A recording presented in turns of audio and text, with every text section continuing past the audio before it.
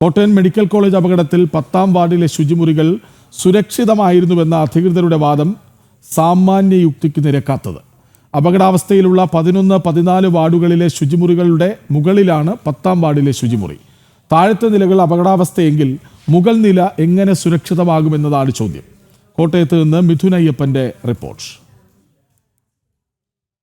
അപകടത്തിൽപ്പെട്ട കെട്ടിടത്തിന്റെ അവശിഷ്ടങ്ങൾക്ക് മുമ്പിലേക്ക് നമ്മൾ എത്തിയിരിക്കുകയാണ്. ഇന്ന് രാവിലെ ഇവിടേക്ക് മാധ്യമങ്ങളെ പ്രവേശിപ്പിച്ചിരുന്നില്ല. ഇപ്പോൾ ഇവിടേക്ക് എത്തി ദൃശ്യങ്ങളെടുക്കാൻ സാധിച്ചിരുന്നു. ഇപ്പോൾ ഇന്ന് രാവിലെ അടക്കം പ്രിൻസിപ്പൽ അടക്കം പറഞ്ഞിരുന്ന, കഴിഞ്ഞ ദിവസം അടക്കം പറഞ്ഞിരുന്ന വാദമാണ് 10ാം വാർഡിൽ നിന്നുള്ള ബാത്റൂമുകളിലേക്ക് പ്രവേശനമുണ്ടായിരുന്നു. പക്ഷേ അത് പ്രവർത്തന സജ്ജമായിരുന്നു, അത് ജീർണിച്ച അവസ്ഥയിലായിരുന്നില്ല. പക്ഷേ 11, 14 വാർഡുകളിൽ നിന്നുള്ള പ്രവേശനമാണ് നിഷേധിച്ചിരുന്നത്. അത് ജീർണാവസ്ഥയിലായിരുന്നു എന്നുള്ളതാണ് അതിൻ്റെ ഒരു പരിഹാസ്യമായിട്ടുള്ള അവസ്ഥ എന്ന് പറഞ്ഞു കഴിഞ്ഞാൽ നമുക്കിപ്പോൾ ദൃശ്യങ്ങളിൽ നിന്ന് കാണാം. ഈ താഴെ നില എന്ന് പറയുന്നതാണ് 11ാം വാർഡ്.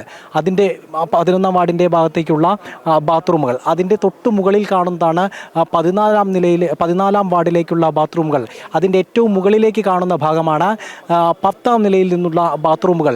അപ്പോൾ എന്ത് അടിസ്ഥാനത്തിലാണ് 10ാം നില 10ാം വാർഡിൽ നിന്നുള്ള ബാത്റൂമുകൾ സുരക്ഷിതമാണെന്നും 14ഉം 11ഉം വാർഡുകളിൽ നിന്നുള്ള ബാത്റൂമുകൾ സുരക്ഷിതമല്ല എന്നും പറയുന്നത്? കാരണം താഴെ നിലയിലുള്ള ബാത്റൂമുകൾ സുരക്ഷിതമല്ലെങ്കിൽ, കെട്ടിടത്തിൻ്റെ ഭാഗങ്ങൾ സുരക്ഷിതമല്ലെങ്കിൽ മുകൾ നിലയിലുള്ള ബാത്റൂമുകൾ എങ്ങനെയാണ് സുരക്ഷിതമാവുക എന്നുള്ള കാര്യമാണ് ഇതിൽ നിന്ന് എടുത്തു പറയേണ്ടത്.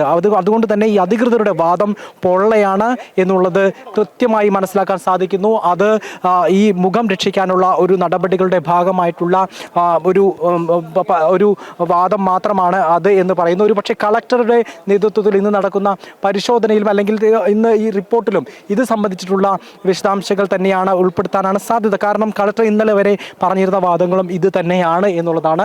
ഇവർ ഉന്നയിച്ചിരുന്ന വാദങ്ങൾ പൊള്ളയാണ്. ഈ ബാത്റൂമുകളിലേക്കെല്ലാം പ്രവേശനം ഉണ്ടായിരുന്നു എന്നുള്ളത് തന്നെയാണ് കൂട്ടിരിപ്പുകാരും അതുപോലെ തന്നെ രോഗികളും എല്ലാം തന്നെ കഴിഞ്ഞ മണിക്കൂറുകളിലെല്ലാം തന്നെ വ്യക്തമാക്കിയത്. ഏതായാലും ഇപ്പോൾ ഇതിൻ്റെ കൂടുതൽ വിശദാംശങ്ങൾ കൂടി ലഭ്യമാവുകയാണ്. ഇപ്പോൾ ഇവിടെ കഴിഞ്ഞ ദിവസം ഉണ്ടായ തിരച്ചിലിൽ ഈ പ്രധാനപ്പെട്ട വലിയ കോൺക്രീറ്റ് ഭാഗങ്ങളെല്ലാം തന്നെ അടർത്തി ഇവിടെ നിന്ന് മാറ്റിയിരുന്നു. ഇപ്പോൾ ഈ ബാക്കിയുള്ള കെട്ടിടത്തോട് ചേർന്ന് വേർപെടാത്ത ഭാഗങ്ങളെല്ലാം തന്നെ ഇപ്പോഴും അവിടെ തുടരുകയാണ്. ഏതായാലും ഇപ്പോൾ പ്രിൻസിപ്പലിൻ്റെ അടക്കമുള്ള വാദങ്ങൾ കള്ളമാണ്, അല്ലെങ്കിൽ സാമാന്യ യുക്തിക്ക് നിരക്കാത്തതാണ് എന്നത് കൂടുതൽ വ്യക്തമാവുകയാണ് ഇപ്പോഴത്തെ ഈ ദൃശ്യങ്ങളിലൂടെ.